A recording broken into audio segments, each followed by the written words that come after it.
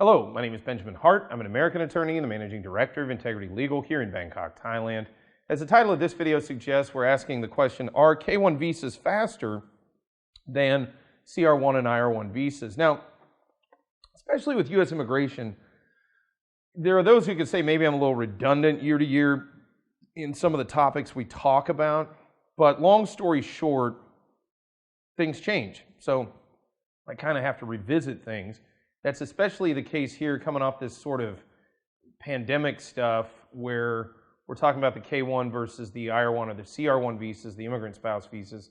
In the past, it was pretty easy to say, yeah, K-1s move faster. The downside to them is once you don't enter the United States with an immigrant visa, and therefore you don't enter in lawful permanent residence status, whereas with the IR-1 or CR-1 visa, yeah, you enter in lawful permanent residence status to the United States. So the thing to take away from this video is,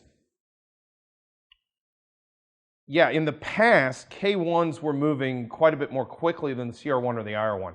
These days, it'd be negligible to say the least, especially when you're talking about moving through USCIS. Unfortunately, the last administration, I don't know if they did it intentionally. It does seem as though they did, but I don't really care for our analysis here.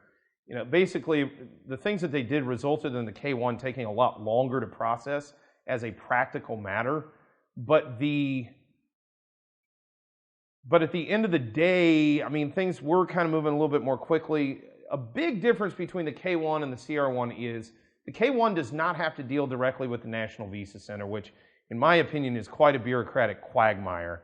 And for that reason, generally speaking, if it's sort of 6 to 5 and pick 'em, if you will, in terms of processing, I kind of think, depending on if the couple wants to get there as quickly as possible, generally kind of my instinct to sort of say, well, the K-1 will probably be faster. Well, harder and harder to say that based on the current facts on the ground. I'm hoping that changes as we close out 2022 and we're starting to see cases. We're really starting to see a lot of our caseload move out and start moving through. And I'm hoping we'll see more of that, as time moves forward. But yeah, the analysis on this is going to be difficult. It's going to depend on the circumstances of your case. To say definitively the K-1s are currently faster than CR-1s or IR-1s, I don't think you can say that at this point.